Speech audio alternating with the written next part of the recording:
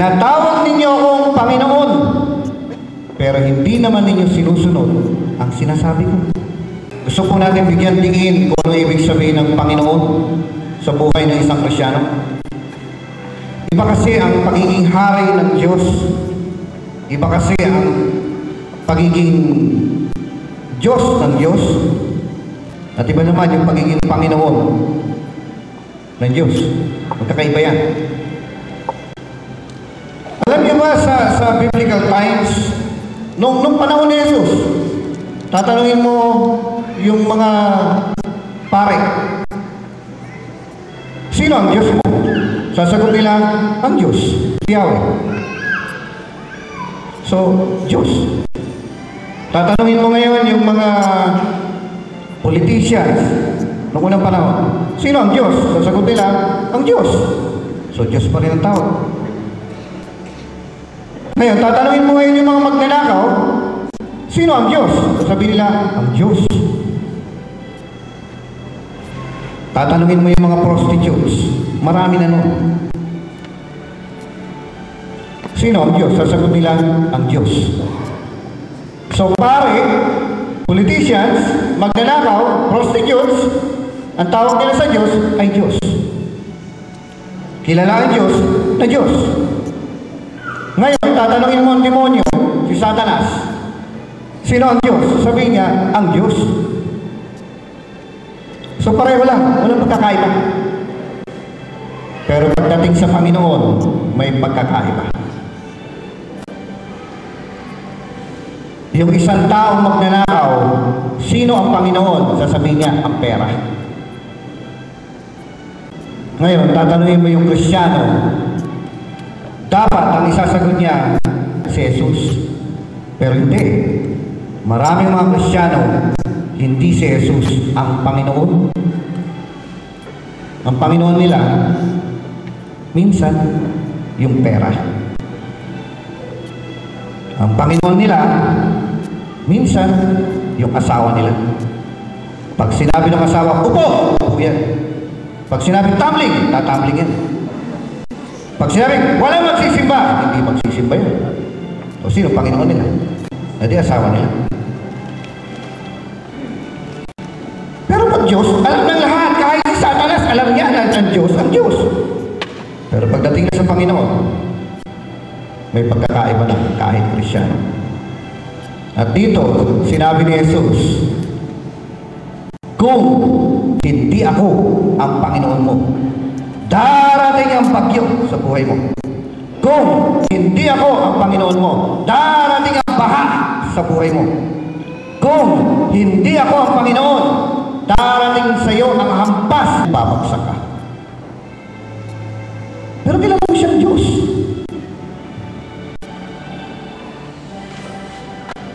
Pero hindi mo siya Panginoon. Malinaw ba mga kapatid? At ngayon pong camp na ito,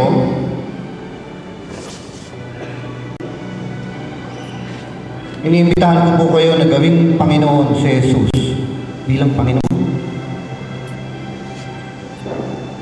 Wala naman siguro magsasabi sa atin na kasi pinanganak tayo, pinalaki tayo, nakilala natin ang Diyos, Diyos. Pero kahit magnanakaw, Diyos pa rin siya. Kahit na isang masamang tao, ang tingin sa Diyos, Diyos pa rin. Pero hindi siya Panginoon. Pero bago ko po kayo imbitahin na tanggapin si Jesus bilang Panginoon, intindihin muna natin kung ano yung gagawin natin. Alam niyo ba, mga kapatid, na hindi tayo pwedeng maligtas kung hindi natin siya gagawin Panginoon ng buhay natin? Hindi. Hindi ko mo nagsisimba ka, hindi ko mo lumalabas sa bibig mo yung Diyos, kung may Bible ka, Panginoon mo na si Jesus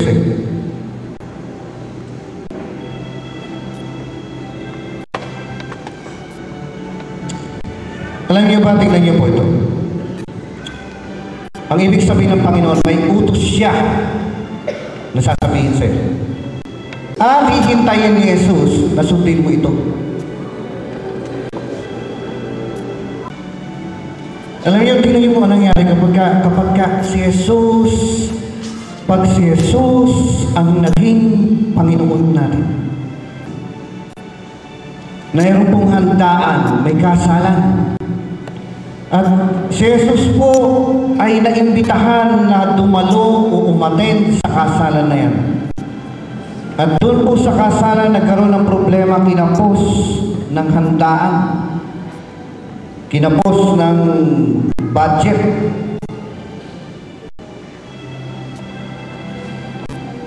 Naubusan ng alak. Ngayon, unahan ko na kayo, noong unang panahon, hindi bawal ang alak. Unahan ko na kayo. Hindi. At may dalawang klase ng alak noong unang panahon. Yung alak na nakakalasing at alak na hindi nakakalasing. Kinapos ng budget ang kasalan at ang sistema po ng tao noon, una nilang ilalabas yung mga masasarap na alak, yung mga mamahalin. At kapag lasing na lahat, kapag nakainom na lahat, tsaka nila ilalabas yung mga cheap na mga alak.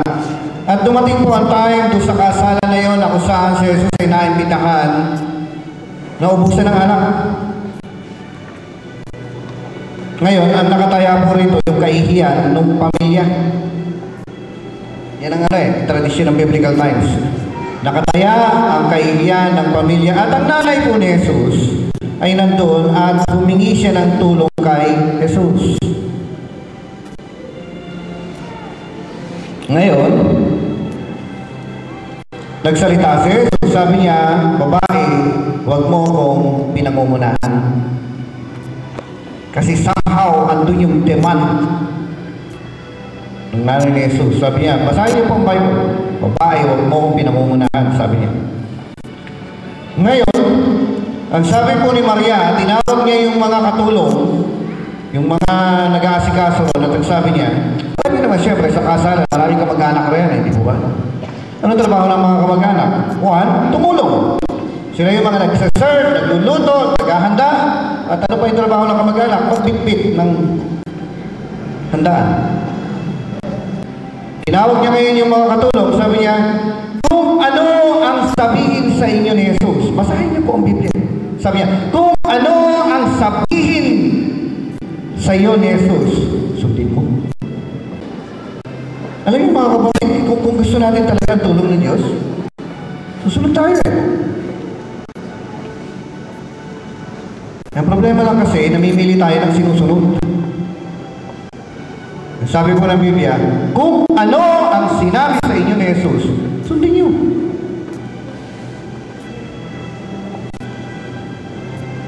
Wala nang alak.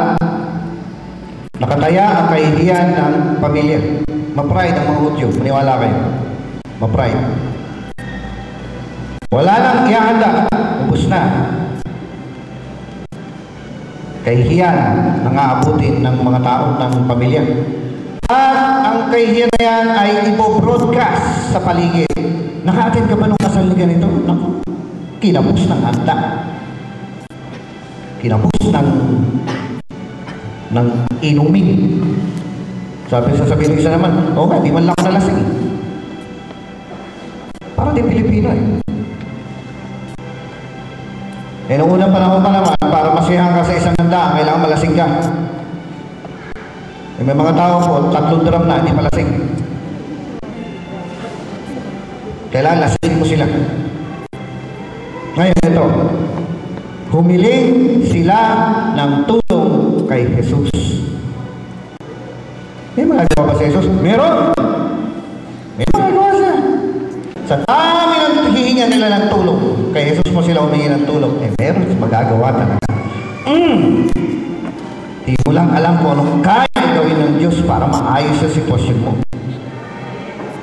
Pero, ito po ang kondisyon. Nagsabi po ni Maria, kung ano ang inuutos niya, sundin niyo. Bakit?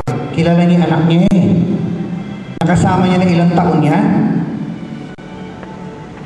Marunong mag-pray si Jesus. Malakas siya sa Diyos. Kung ikaw ay sanay na maghanda ng alak, tapos biglang sasabihin kay kulang ng alak, anong kailangan? Ay di alak. Kailangan ko ng pera, anong kailangan? Ay di pera. Tapos biglang alak ang kailangan, biglang sasabihin ni Jesus, bigyan mo ko ng tubig.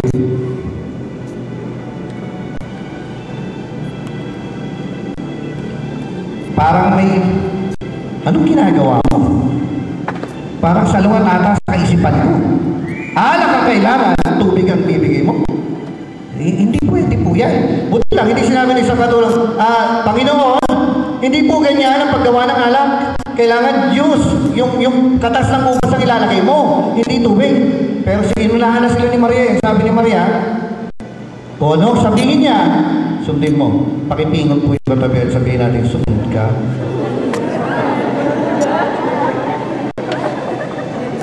Yes, gusto nyo maging maganda, maayos yung buhay nyo, may mga bagay na ipasusuko ang Diyos sa inyo. At kapag masakit na, yung hinihingi na parang hindi ata tama ito alalahanin mo sabi ni Maria, sundin mo ang sinabi niya sa'yo. Bakit? Kilala niya anak niya.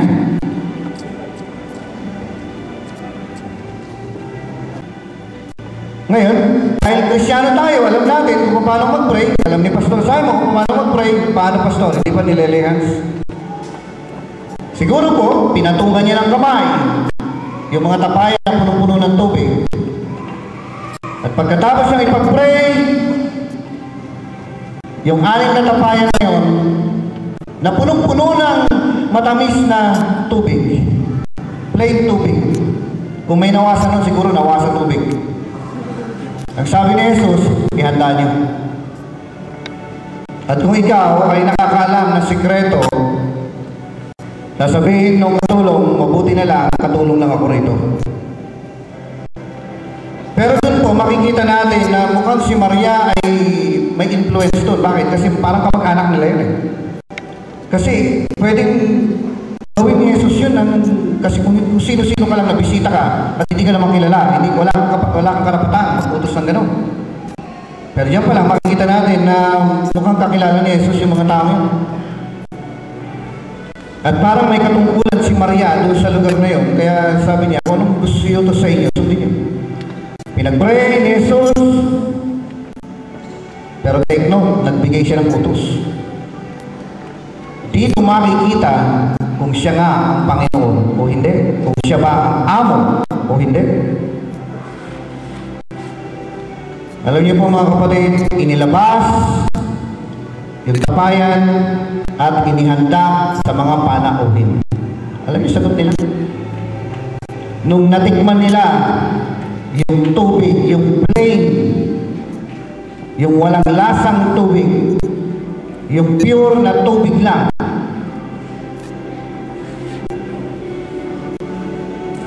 ano kaya ang mangyari kapag ang utos ay sinunod? Hindi utos na kahit sino, kundi utos ng Diyos. Alam niyo, kapag ang Diyos kasi ang nag-utos, buong langit nakabakap Kapag ang Diyos ang nag-utos, buong anghel sa langit, yung mga lahat ng anghel, yung lahat ng resources ng langit, ready. Susundin mo lang. Alam niyo po nangyari?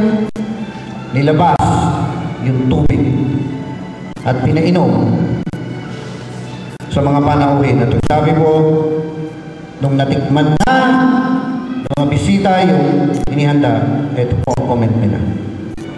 Sa ordinaryong sitwasyon, yung unang-unang ilabas ang masarap na alak at kapag lasing na ang lahat, ilalabas yung mga murahing alak. Pero sabi nila, sa sitwasyong ito, sa handang ito, inuna niyong inilabas yung mga mumurahin at huli niyong inilabas yung tapayan yun, yung pinakamasarap na alak. Kapag si Jesus ay sinunod, nagiging masarap ang buhay. Palakpakan natin ang Panginoon.